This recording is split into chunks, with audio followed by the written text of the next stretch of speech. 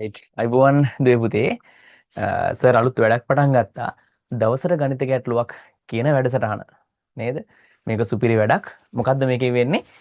Sir හැමදාම ගණිත ගැටලුවක් දෙනවා. එතකොට ඔයා ගැටලුව හදන්න ඕනේ.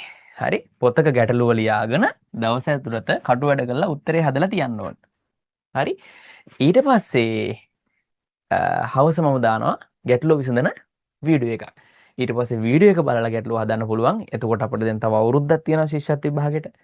හරි මේ අවුරුද්දේම හැමදේම ගැටලු හදනවා කියන්නේ ඔන්න මගේ ටාගට් එක ගැටලු 400ක් විතර වීඩියෝ වලින් IQ පැත්තේ තියෙන ගණන් එක පත්‍රයට එන්න හිතන්න තියෙන ගණන් එක පත්‍රයෙන් හිතන්න තියෙන ගැටලු ටික අපි හදනවා. හරි. ඔයාට බය නැතුව විභාගයට යන්න පුළුවන්. එක පත්‍රයේ ලකුණු 90කට වඩා හොඳ ලකුණක් ගන්න පුළුවන්. ලස්සනට මේ වැඩපිළිවෙල අවුරුද්දම කරගෙන ගියොත්. හරි. රයිට්. එහෙනම් ඔන්න අද පළවෙනි ගැටලුව මම දාලා තිබ්බා. නේද? අපේ දරුවෝ හැමෝම හදන්න ඇති. හරි. බලමු එයාට ආපු උත්තරේ හරිද කියලා බලමු. හරි. රයිට්. සර් මේ ගැටලුව ක්‍රම දෙකකට කියලා දෙනවා. සර් මේ ගැටලුව ක්‍රම දෙකකට කියලා දෙනවා. හරි. ඉස්සල්ලාම බෝල දාලා හදන ක්‍රමයක් කියනවා. ඉස්සල්ලාම බෝල දාලා හදන ක්‍රමයක් කියනවා. දෙවෙනි ක්‍රමයේ විදිහට මොකක් හරි ඉලක්කමක් ආදේශ කරලා හදන විදිහක් කියනවා. හරි. රයිට්. එහෙනම් අපි බලමු. හරි. එහෙනම් මෙන්න හොඳට බලන් ඉන්න. රයිට්. ඔන්න පුතේ ඉස්සල්ලාම කිව්වා මනුක ළඟ මා ළඟ ඇති මුදල මෙන් 3 ගුණයක් තියෙනවලු. එහෙනම් ඔන්න මේ කතාවේ මනුකත් ඉන්නවා මමත් ඉන්නවානේ. එහෙනම් අපි ඔක්කොටම කලින් ඉස්සල්ලාම මොකද කරන්න ඕනේ? ඉන්න කට්ටියව ලියා ගන්න ඕනේ. ඉන්න කට්ටියව ලියා ගන්න ඕනේ නැත්තම් බෑ. මනුක ඉන්නවා මම ඉන්නවා. නේද? ඔන්න මනුක ඉන්නවා මම ඉන්නවා. හරි? මනුක ළඟ මා ළඟ ඇති මුදල මෙන් 3 ගුණයක් තියෙනවලු. එහෙනම් ඔන්න පොඩි ක්‍රමයක් බෝල දාන ක්‍රමය කියනවා සර්. 3 ගුණයක් කිව්වොත් 3 ගුණයේ තියෙන කෙනාට බෝල 3ක් දාන්න. දෙගුණයක් කිව්වොත් දෙගුණයක් තියෙන කෙනාට බෝල 2ක් දාන්න. පස් ගුණයක් කිව්වොත් පස් ගුණයක් තියෙන කෙනාට බෝල 5ක් දාන්න. හරිද?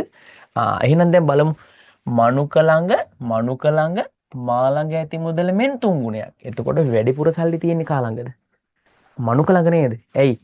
මල් ළඟ තියෙන මුදල වගේ 3 ගුණයක් මනුක ළඟ. මනුක ළඟ මා ළඟ ඇති මුදල මෙන් 3 ගුණයක් තියෙනවලු. එහෙනම් මට එක බෝලයක් දැම්මොත් මනුකට බෝල කීයක් දාන්න ඕනේද? බෝල 3ක් දාන්න ඕනේ. ඒක තේරුණාද? රයිට්. ඇයි?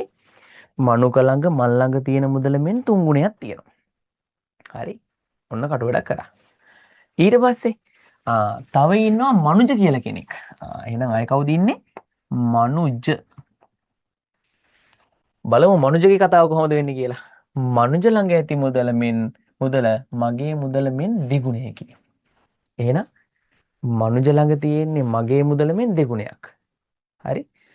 මනුජ ළඟ තියෙන්නේ මගේ මුදල මෙන් දෙගුණයයි. දැන් මම එක බෝලයයිනේ දැම්මේ. එහෙනම් මනුජ ළඟ දෙගුණයයි නම් බෝල දෙකක් දානවා. 3 ගුණයයි කිව්වොත් බෝල 3ක් දානවා. 5 ගුණයයි කිව්වොත් බෝල 5ක් දානවා. මේක මරු ක්‍රමයක්. හරි? එතකොට මනුජ ළඟ දෙගුණයක් නිසා බෝල දෙකක් දානවා. හරි? එහෙනම් ඔන්න මනුජ ළඟ ඇති මුදල මගේ ළඟ ඇති මුදල මෙන් දෙගුණයයි. ඒකත් හරි. තව ඉන්නවා අය කවුද? ආයේ විනුජ කියලා කෙනෙක් ඉන්නවා.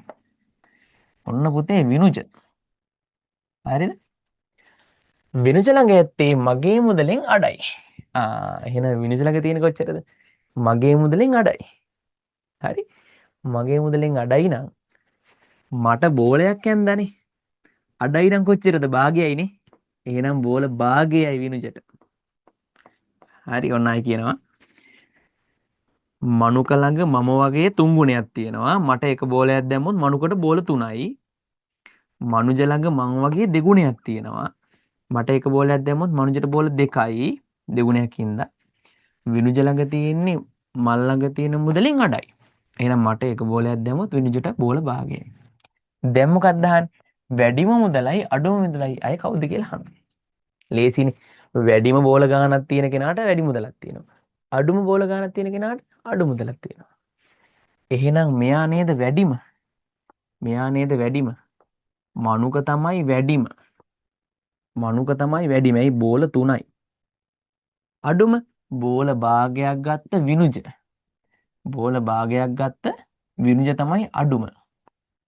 නේද? ඔන්න බෝල දාන ක්‍රමේ. තේරුණාද? හරි? සර් තව ක්‍රමයක් කියලා දෙනවා මේ ගානට. හරි. බෝල දාන්න නැතුව අපි හිතමු පුතේ ඉලක්කමක් ලියන්න. හරි. ඔන්න බෝල දාන්න නැතුව ඉලක්කමක් ලියන්න හිතනවා ඈ. හරි. ඔයා හිතන්නකො මම ළඟ රුපියල් 10යි. මම ළඟ රුපියල් කීයද? 10යි. මම ළඟ රුපියල් 10යි. හරි. මනුක ළඟ මා ළඟ ඇති මුදල මෙන් 3 ගුණයයි. එහෙනම් මනුක ළඟ මල් ළඟ තියෙන මුදල මෙන් 3 ගුණයයි. මං ගාව රුපියල් 10යි නම් 10 3න් ගුණ කරන්න 3 ගුණේ බාන්න රුපියල් 30යි. අන්න මනුක ළඟ රුපියල් 30යි. මල් ළඟ රුපියල් 10යි කියලා දැම්මොත් මොකක් හරි ඉලක්කමක් දාලා බලනවා. ඔය දෙවෙනි ක්‍රමේ. ඔය දෙවෙනි ක්‍රමේ. හරි. මනුක ළඟ මල් ළඟ මුදල මෙන් 3 ගුණයක් නිසා මට රුපියල් 10යි නිසා මනුකට 30ක් දැම්මා. ඊට පස්සේ මනුජ ළඟ මම ළඟ තියෙන මුදල මෙන් දෙගුණයයි. එහෙනම් මට රුපියල් 10 නම් දෙගුණයක් බලන්න මොකද කරන්නේ? දෙගුණයක් බලන්න දෙකෙන් ගුණ කරනවා. හරි? දෙගුණයක් බලන්න දෙකෙන් ගුණ කරනවා. එහෙනම් රුපියල් 10 දෙකෙන් ගුණ කරත් රුපියල් කීයද? අන්න රුපියල් 20ක් තියෙනවා. අන්න රුපියල් 20ක් තියෙනවා. හරි? දැන් විනුජ ළඟ තියෙන්නේ මල් ළඟ තියෙන මුදලෙන් භාගයයි. මල් ළඟ රුපියල් 10යි තියෙන්නේ. එහෙනම් විනුජ ළඟ කියන්නකො. කීයද? 10 භාගේ රුපියල් 5යි. අන්න එතකොට සර් මට රුපියල් 10ම දාන්න ඕනේද? නෑ. ඔයා 100ක් දාලා හදන්න. එතකොට මෙතන 300යි, මෙතන 200යි, මෙතන 50යි. හරි? එතකොට ඉලක්කම් වෙනස් වුණාට වැඩිම කෙනයි අඩුම කෙනයි වෙනස් වෙන්නේ නැහැ. හරි? දැන් වැඩිම මුදලක් තියෙන්නේ මනුකට, අඩුව මුදලක් තියෙන්නේ විනුජට. එහෙනම් මනුක විනුජ මෙන්න උත්තරයක්. උත්තර අංක 2. නේද? උත්තර අංක 2. තේරුණාද? රයිට්. එහෙනම් අපේ හරි දරුවෝ ලස්සනට හරියක් දාගන්න. හරි. එහෙනම් අද දවසේ ගැටලුව හරි ගැටලුව අංක 1. හරි. රයිට් මෙන්න උත්තරේ මනුක විනුජ කියලා. හරි. එහෙනම් හෙට දවසෙත් ගැටලුව අංක 2 පොතේ ලියන හදාගෙන වීඩියෝ එක දාපු ගමන් බලන්න. හරි. වීඩියෝ එක දාපු ගමන් බලන්න. හරි. රයිට් එහෙනම් පුතේ අදට අපි දවසට ගන්න ගැටලුවක් අපි පළවෙනි ගැටලුවෙන් සමු ගන්නවා. හෙට දවසේ අලුත් ගැටලුව හමු වෙමු. එහෙනම් අලුත් ගැටලුව බලන්න. රයිට්. හැමෝටම අයබෝවන්.